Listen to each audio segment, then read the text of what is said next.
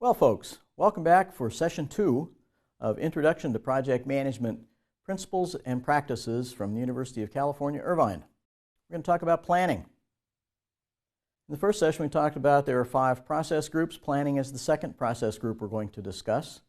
We figured out what the project is. Done looks like this. Now we have to put a plan together to figure out, well, how do we make that happen? We're going to talk about some of the key tools and concepts in this.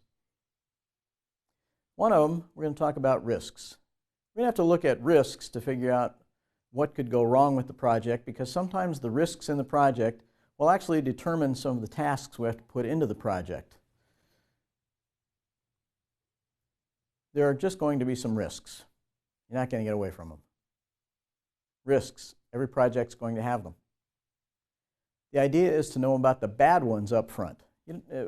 There's some of them that if one of these risks hits the project, they're so small that it just doesn't make any difference. But some of them, they're bad.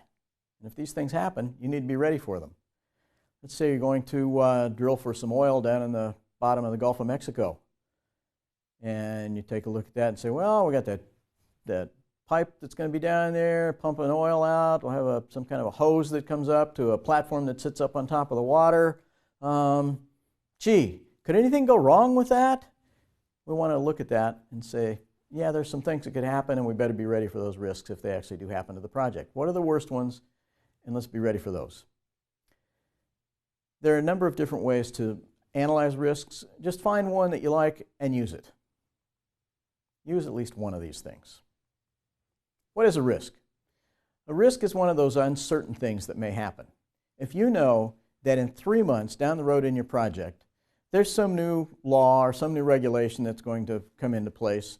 It's going to be enacted maybe January 1st or July 1st, and at that point, your project just has to deal with that. That's not a risk. That's going to happen. It's there. You have to plan for it. It's just a barrier to your project. It's just part of the project from the very beginning. You have to take care of it.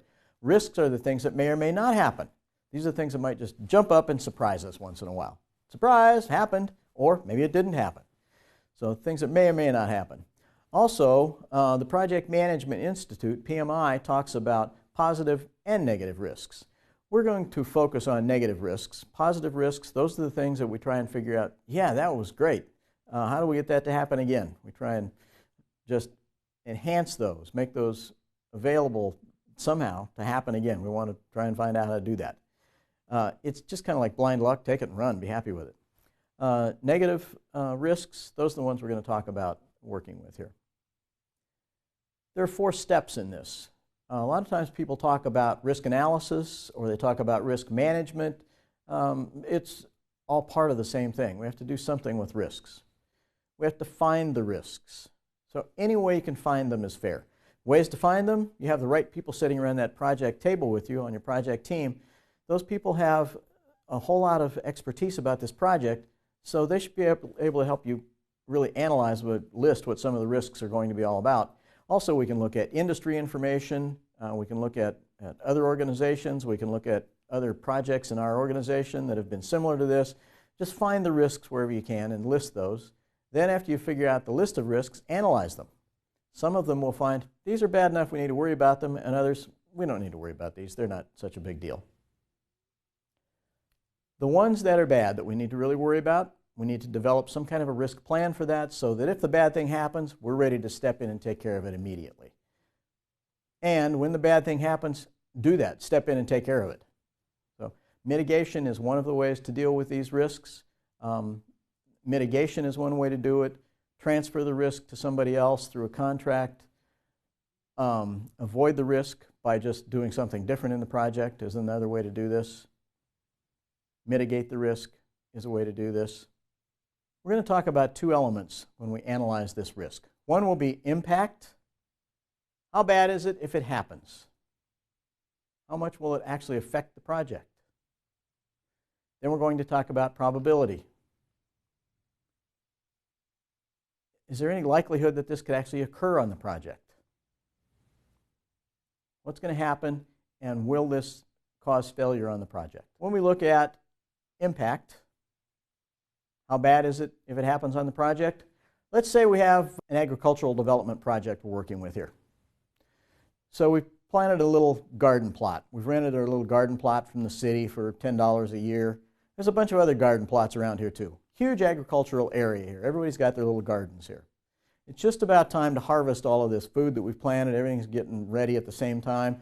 We've all decided, hey, we're going to go down Saturday morning and we're all going to have this big harvest day and go down and get everything out of these gardens that we have down there. Well, the night before we're ready to go do that, all of a sudden, boom, 2 elephants come out of nowhere and just stomp all over our little garden plot here. Roll all over the place, wreck everything. Well, if you're in the city, that's not going to happen in very many parts of the world. Is it bad if it happens? Sure. But is it likely to occur? Probably not. We want to look at probability. Looking at this in the city, probably not going to happen. Looking at this in some village in northern India, out in the forest, well, maybe we could have some elephants that come out of there.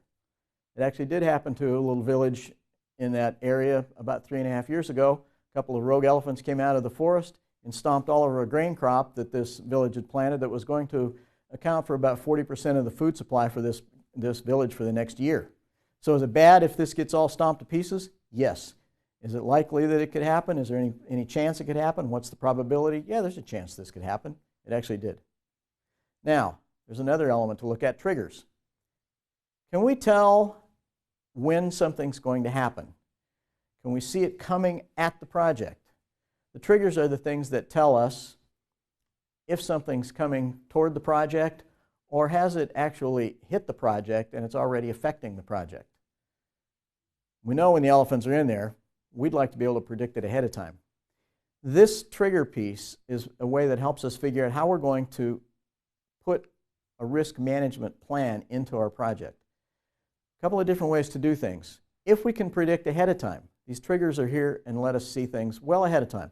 So if we can figure out some way to predict the elephants coming through, like put some strings with some bells on them out in the forest or something, and we hear these bells ringing as the elephants come breaking through there, some way to predict ahead of time. Then what we can do is have a way to deal with this, which might be everybody in the village has some sort of a task now. Different noisemakers that people have, so we go out and bang on things, make all kinds of noise. Different people have torches that they're going to light and wave around, something to wave these elephants off and get them moving somewhere away from our crop here.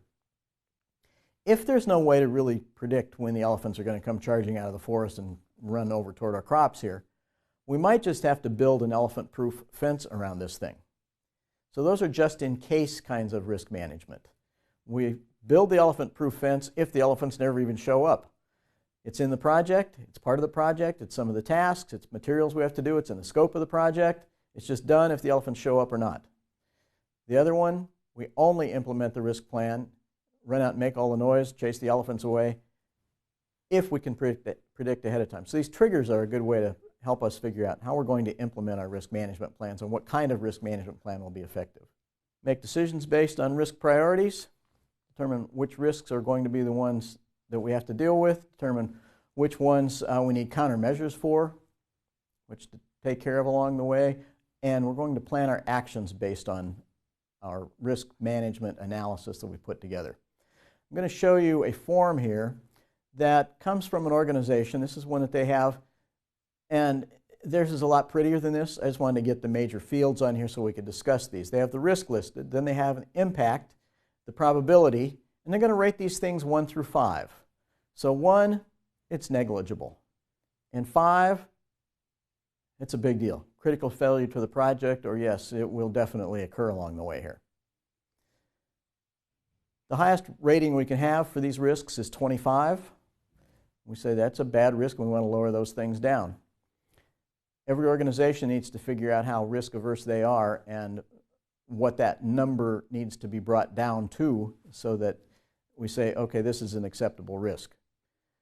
After we figure out now what we're going to do about this risk, then what's our new impact number, our new probability number, and our new total? Have we come up with something that will lower this risk down enough so it's acceptable to the organization and we can move ahead with the project? We also need then to list our triggers. Now, the way that this works, impact and probability are multiplied together.